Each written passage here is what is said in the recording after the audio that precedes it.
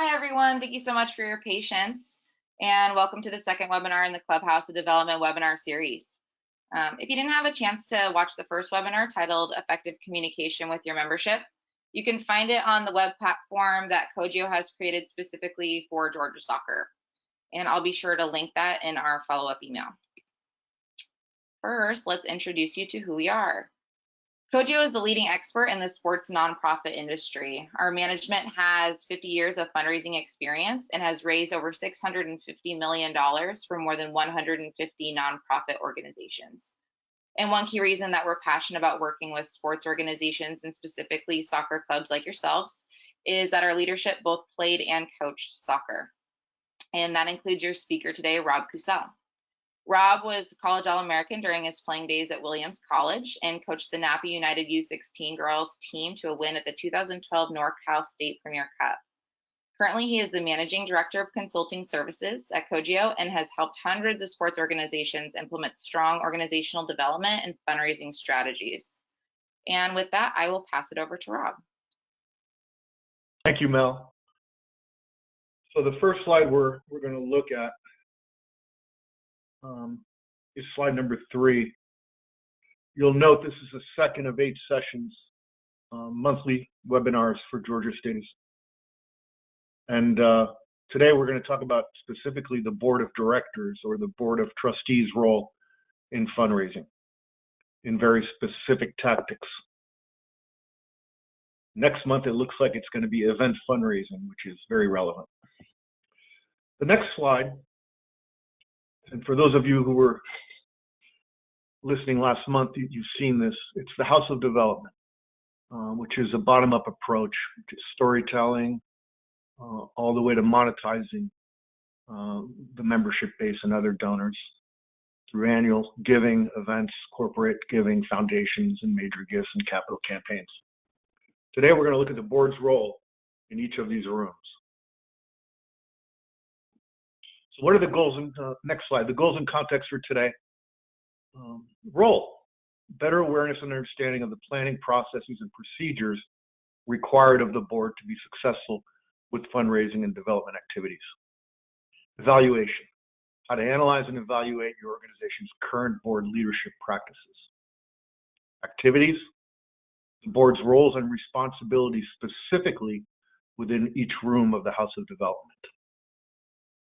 Planning, and how performing periodic strategic retreats, as in every 2 years at a minimum, is vital to the overall success of the board's role, particularly in the House of Development.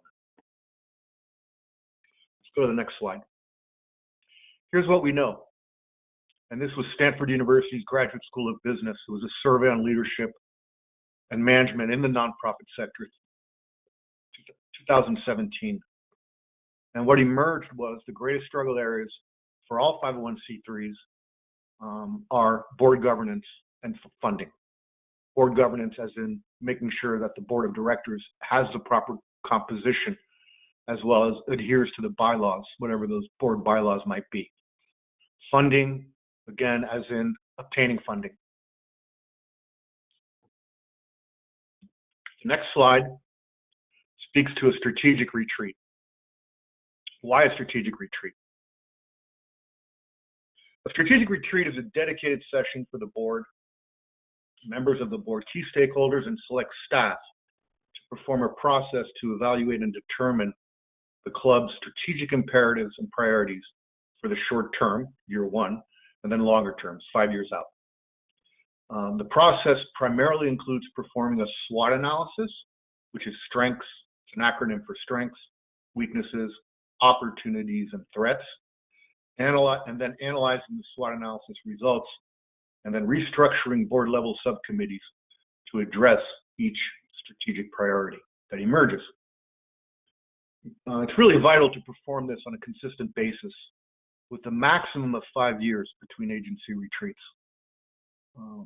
It will set the club's vision, direction, and relevant actions for the subsequent years and optimizes the board's processes toward maximizing the academy or the club's goals.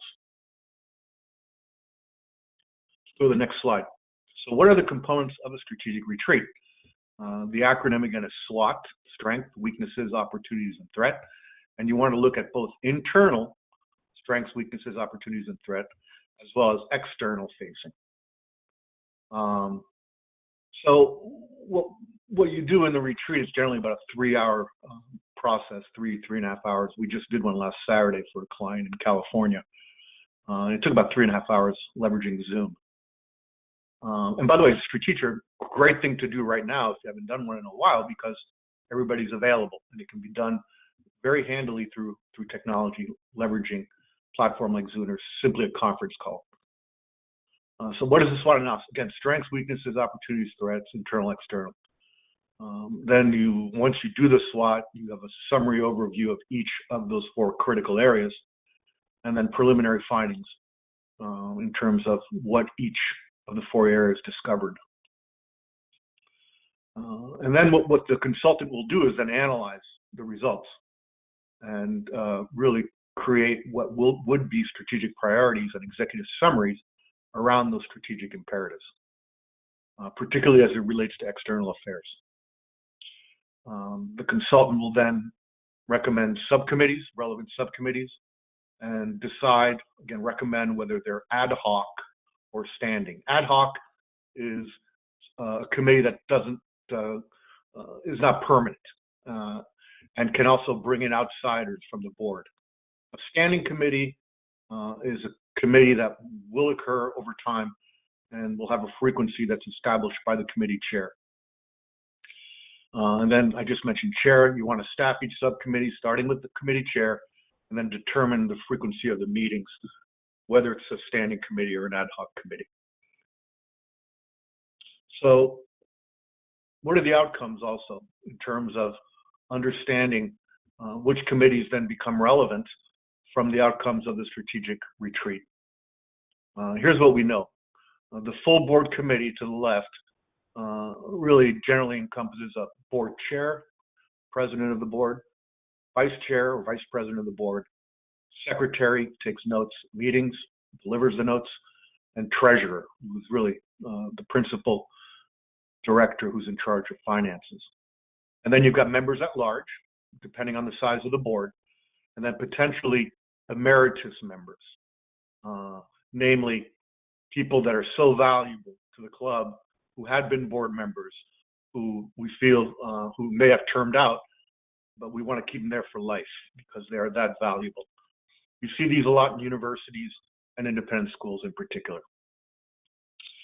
And in terms of the subcommittees, again, diagram on the left, the most frequent standing committees that are out there are the executive committee of the board governance committee, the committee for development, for fundraising, the finance committee, and then if there are facilities in play, definitely a facilities committee, and then obviously other such to the right ad hoc committees, which are time limited, specific, and project based. So how does that work in terms of board development? In terms of assessing the maximum potential for the board, you want to understand its current composition. And really, you want to create a board matrix. We've got several samples of that. You can email us requesting that. It may even live on our website. But essentially, it's a roster of the board along with their strengths coded. Then once you know your strategic imperatives through the strategic retreat, you really do have a sense of what kind of people need to staff the subcommittees that are being proposed. And you want to make sure you have people that have the right capacity from an intellectual property and professional standpoint to fulfill the needs of those subcommittees. And really identifying key leaders as well within the community to engage them. So how does that work in terms of optimization and board composition? There's the recruitment phase, the onboarding and mentoring. Ideally, every new board member will have a mentor. There's board training, and then there's subcommittee assignments that should occur. And then consistently, the executive director and the chairman of the board need to be managing the board matrix to make sure that the right people are being considered and eventually brought on.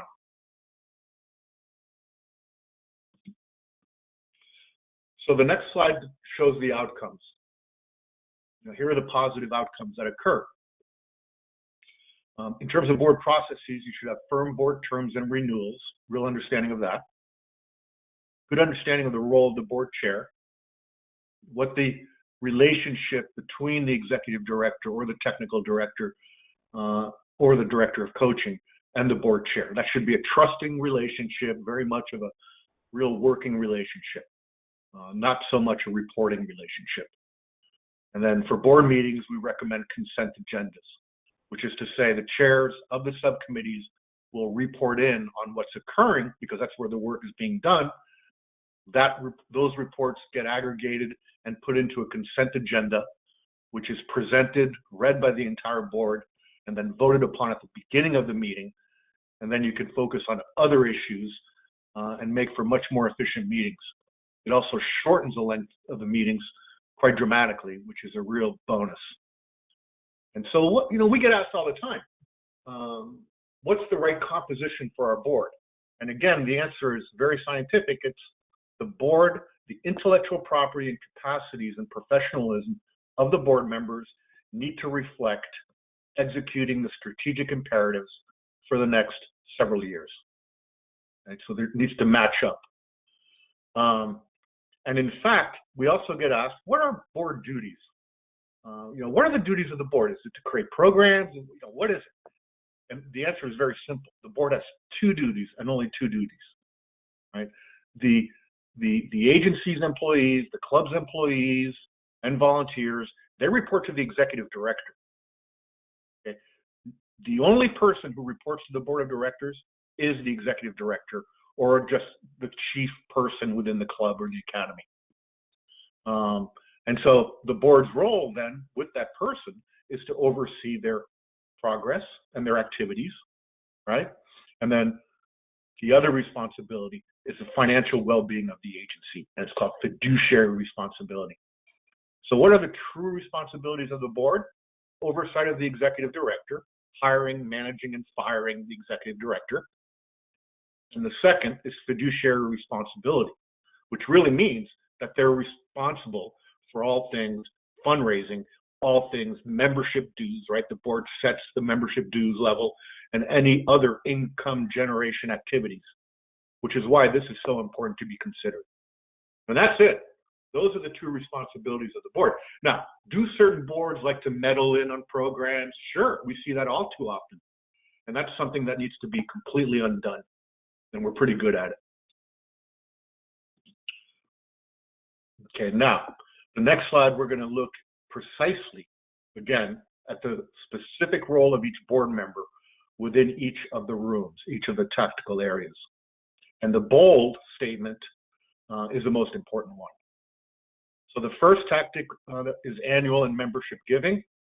The retail component, you might remember from last month. And the most important thing they can do there as a board member is make an annual contribution. Why? Because invariably the club will go after foundation funds. There's a lot of foundation funding out there, and it's synergistic with clubs. And all foundations require 100% participation from board members on an annual basis. So that's why they need to make an annual contribution at whatever level they're comfortable. When relevant, they need to assist with stewardship. Now, how? Let's say somebody makes a gift, a parent or a friend of the club or business, small business, and you know that the board member B really knows them well. Well, you let the board member know that this transaction has come in, and they then can thank, in addition to the formal club thank you, they can augment that by writing a nice note, an email, calling, texting, whatever. And then the third thing they can help with is to identify and cultivate, befriend potential donors that are within the membership or small businesses or other businesses, or if they know board members from foundations that could help us as a club, then we would want to engage them in that process of cultivating.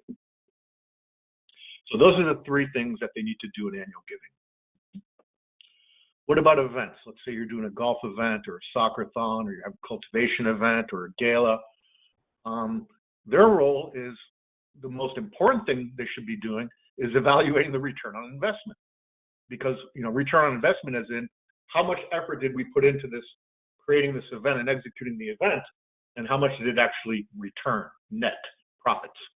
And a lot of times we see very low return on investment, unfortunately. And it's the board's job to really ensure that if in fact an event or two or three is occurring, that it better be making money. So that's really important. We're big on soccer-thons and then cultivation event for major donors, major gifts, because they're highly efficient and can make quite a bit of money on return. Cultivation event in that you're targeting major donors to attend an evening event where they're getting educated on the goals for whatever campaign is being offered by the club, and then following up with them individually afterwards because they actually have capacity. And then Soccer-thon is a mass event that really enhances the ability to engage pretty much all of the club's membership and the players. And we'll be discussing Soccer-thons next month and how they operate. The other three things they can do, I just mentioned hosting a cultivation event, certainly attending if there is in fact a cultivation event. And in this pandemic environment, we're having our clients do these cultivation events online, leveraging WebEx or Zoom or Google Meeting. And it's very, very effective because people have time, and it's it's a cerebral event. So we're really just talking, we're just doing it online. Once we get back to normal, these are highly effective in a home or at a club or in a restaurant or even a place of business. If in fact you're doing a golf outing or any other event, they should contribute and purchase whatever is being offered. And then just like with annual giving, if relevant, assist with stewardship, which is to say if 10 businesses have been sponsoring the event and they know 2 of the business owners, they should be involved in stewardship and thanking those investors, donors to the event. But again, the most important thing in terms of their role, particularly this would fall under the purview of the development committee, subcommittee of the board of directors, would be to evaluate the return on investment. Did we make enough money given the effort that went into this event? Next slide, number 13, speaks about the roles of board members with businesses and foundations. And in both instances, the most important thing they can do in terms of helping the development subcommittee is to identify known businesses and foundations to them, and then help to cultivate and engage on behalf of the club or the academy. We're not asking board members to ask for money. No, we're asking them to help connect. The person who will be asking for money would be either the executive director or the consultant, but definitely not the board member unless the board member insists. And the reason is there's something called a blowback effect, which is if a board member asks an individual or a couple for a gift, and it turns out that individual or one individual in the couple sits on the board of the YMCA, what'll happen is this.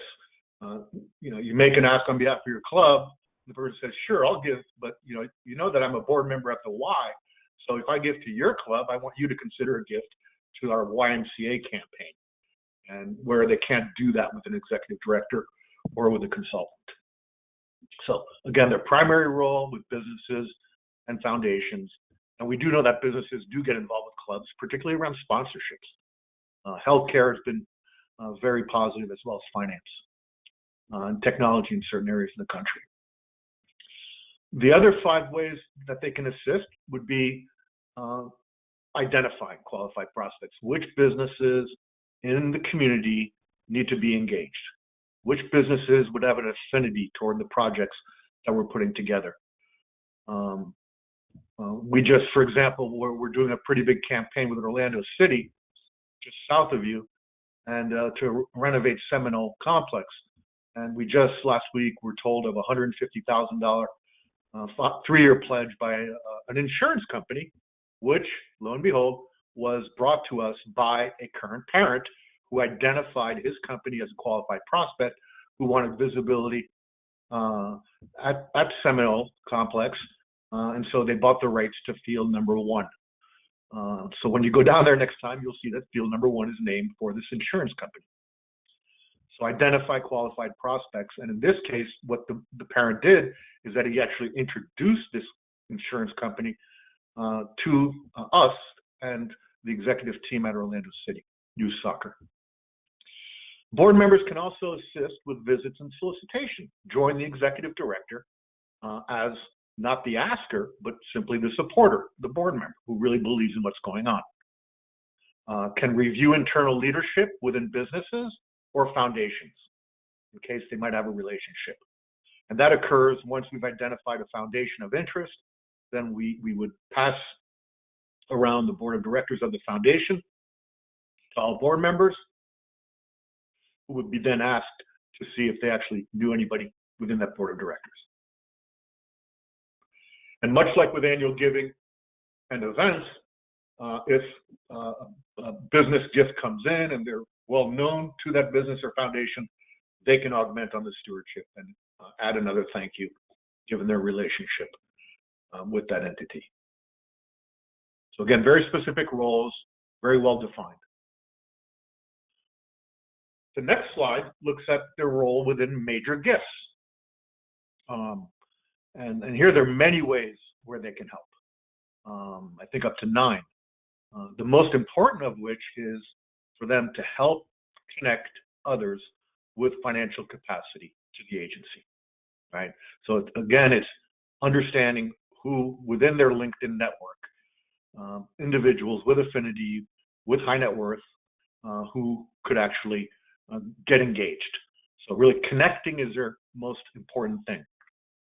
Much like with annual giving, because they have to make a gift as a board member,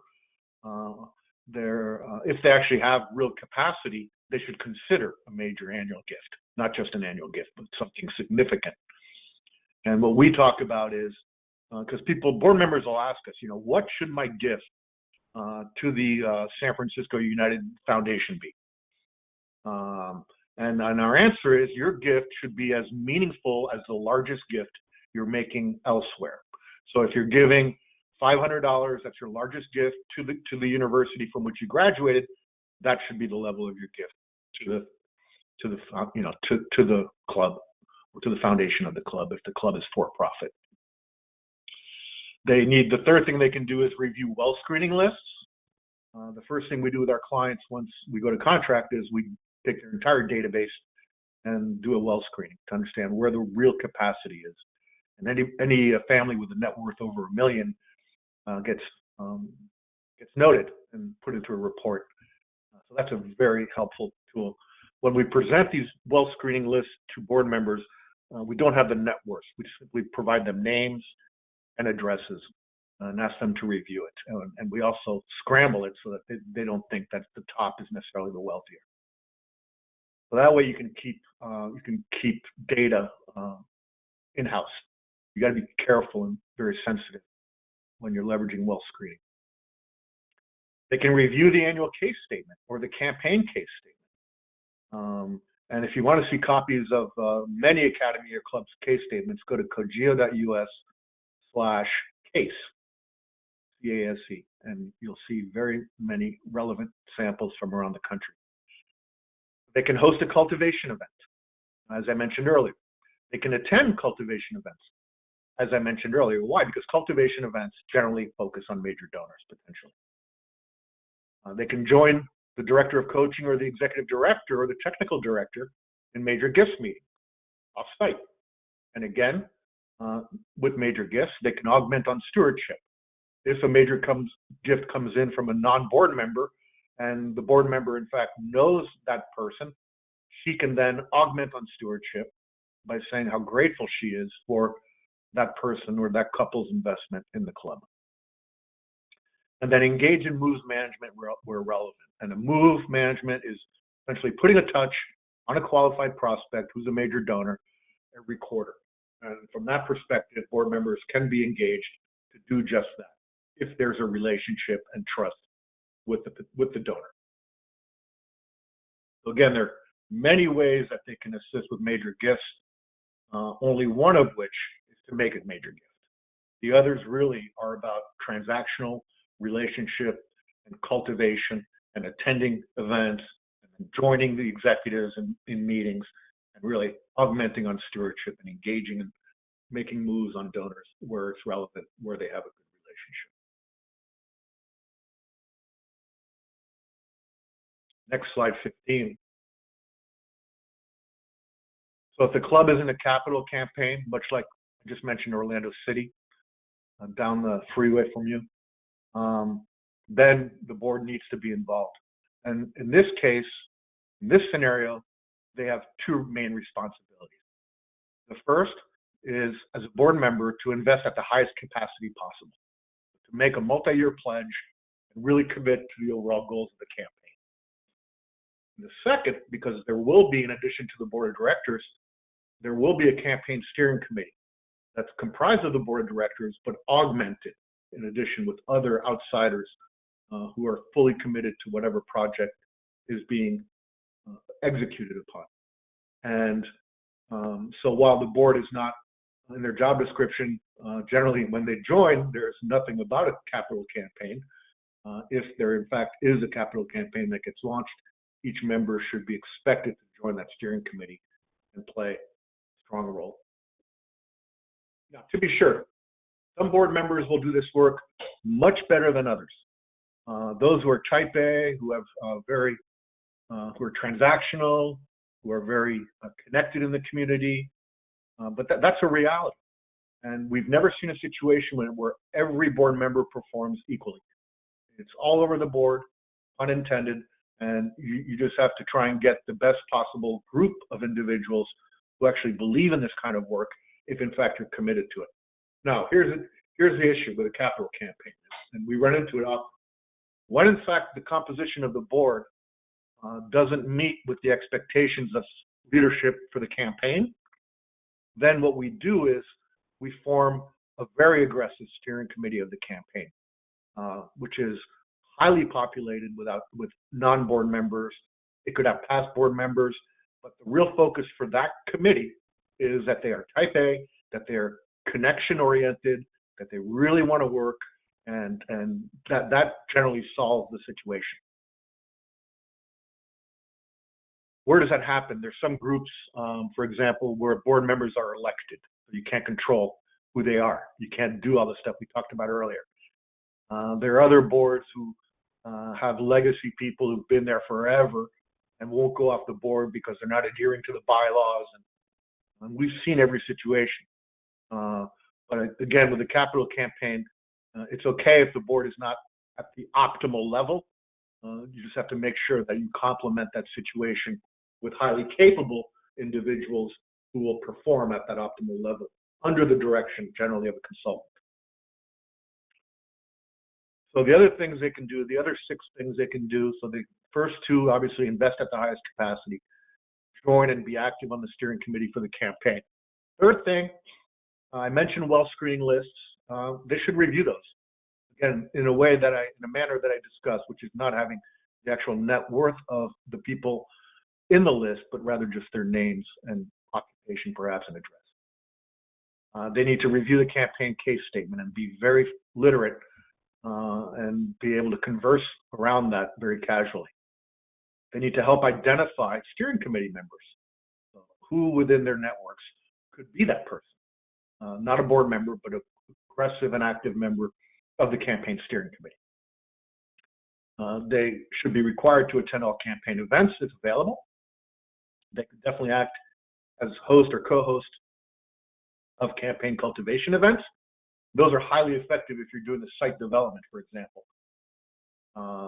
You're going to go develop a 25-acre, 50-acre lot with multiple fields. Well, it'd be inspiring to bring them to that location to show what's being planned, et cetera.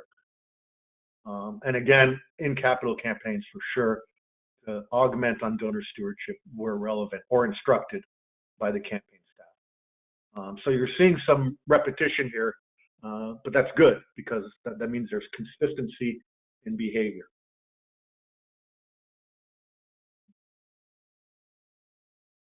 Next slide. So what's the board's role in terms of thanking donors? We call it stewardship, right? Stewarding donors, which is saying thank you in a very positive and effective manner. So if the board member, the most important thing, again in bold, in stewardship, if the board member is on the development subcommittee, make sure that the best practices are in place, which is this. Currently, many transactions, donations, charitable contributions are being done online. And generally, these online transaction engines and systems auto-generate receipts, which are fine because they have the FEIN number, the Federal Exempt Identification Number for IRS. But generally speaking, that's not sufficient. So there needs to be best practices, which is at a minimum, a formal thank you in writing, not just auto-generation email, in writing from the executive director or the technical director. And then if it's a major gift, a quarterly touch on what their major gift has done over that quarter, or a quarter of their major gift has done over that quarter. And in terms of major gift, what is the level of a major gift? That's determined club by club, academy by academy. And it's generally 0.1% of the overall budget is determined as a major gift. So if your budget, annual budget is $100,000, then a major gift would be $100, etc. And then again, assist with stewardship in general when requested or where it makes sense. It's so vital and important.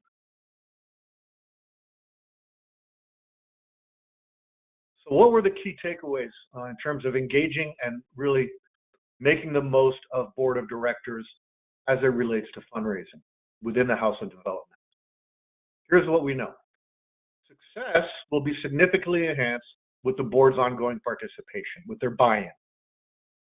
Board members should consider participating in every room of the House of Development if it's currently relevant, right? If your club is not in a capital campaign, well, then you can ignore that.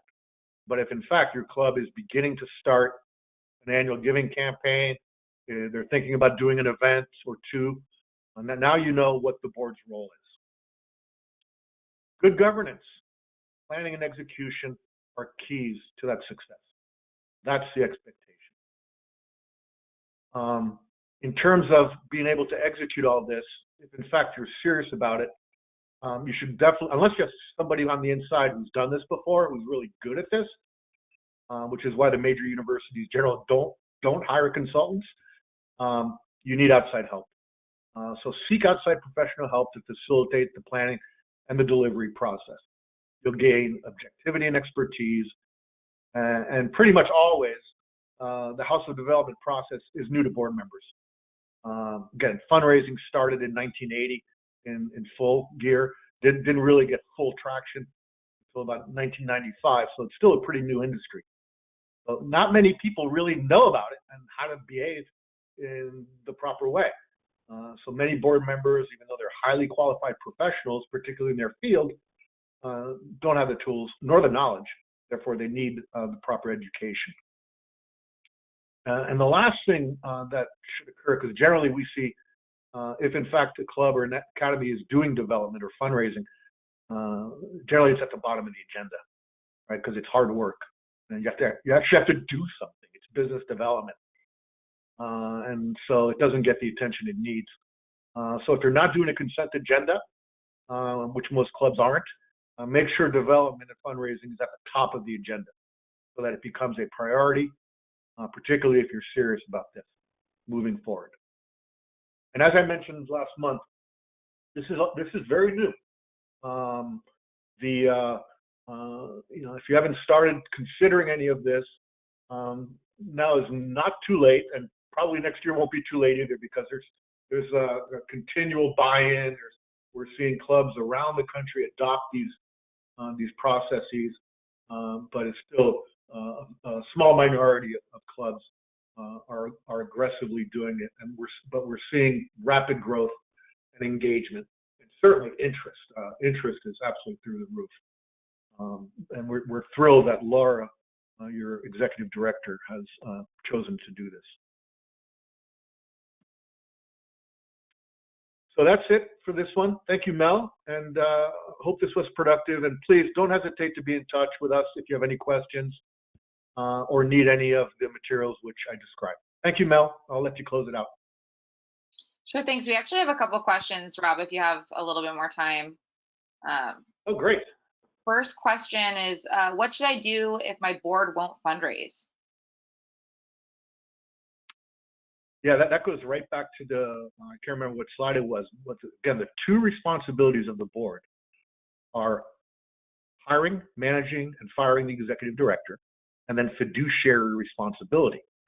So if the board of directors, as a board, has agreed that it is a strategic imperative, then they need to go off the board individually if they're not comfortable with this. And we've seen that happen.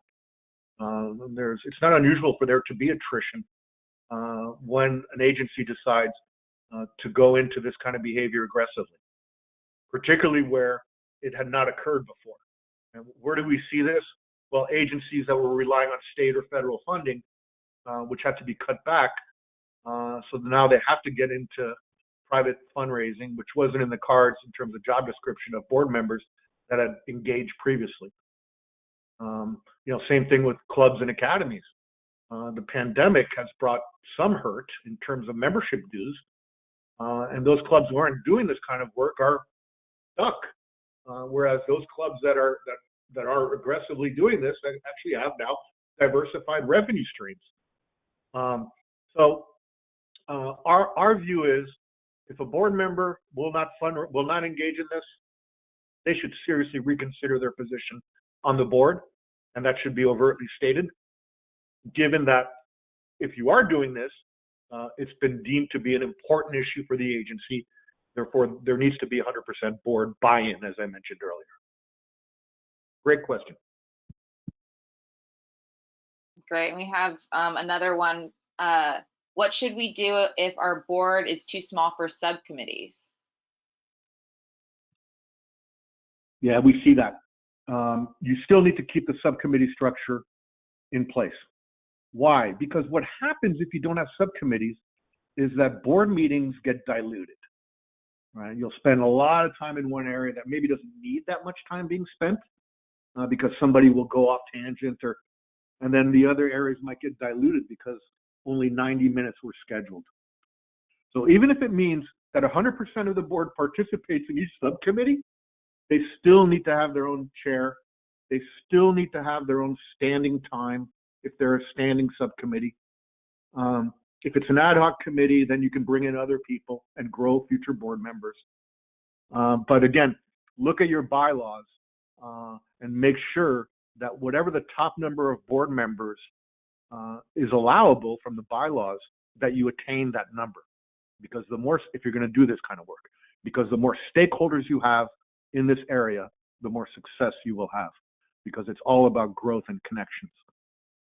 So the answer is still maintain the subcommittees regardless, because you want to ensure that the work that's being done at each subcommittee level is precise and about whichever subcommittee, the mission of that subcommittee might be. So that's really important. Another great question.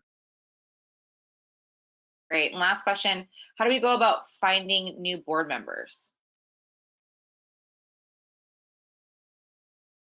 Another good question. The best way to do that is through existing board members, asking them to think about their networks and think about who might be good for the board, given our current strategic reality. Going to past board members, going to parents that are highly engaged and getting their input, speaking to highly visible community members and asking them for their input on who might be right for the board, looking at successful businesses around town and seeing if there might be good relationships to be built from that. Looking at healthcare companies and executives from healthcare companies, large hospital chains, for sure we know are engaging with many clubs around the country as primary sponsors. Many of them now, particularly the orthopedics, have and I'm talking about clubs with complexes, and so they're on site. Generally, they're on site. They have a presence on site So for example, here, I'm in Richmond, Virginia. Strikers have many complexes, and they have a deep relationship with Bon Secours Hospital. And on their board sits an executive of Bon Secours. And it was part of the transaction, right? In terms of their investing and they're getting a seat on the board. So really just look at the various logical areas, which is triangulating through existing good relationships, as well as looking at the community and, where are the strengths, where could there be relationships, and how do we augment on those relationships. But most importantly, make sure you've got maximum capacity on the board per the bylaws and their limit on board members. Well, thanks, Mel. Thank you. Thanks for your time today, Rob, and thank you everybody for joining us. We'll send a follow-up email that will provide a link to the Georgia Soccer web platform on Cogeo's website, and you'll be able to find a recording of this webinar as well as some of the resources to help execute the tactics mentioned in this webinar, and a way to easily engage with Cogeo. So if you have any questions or you'd like to have a strategy session with us, we'll be able to connect through that. So thank you everybody for your time. Have a great rest of your day.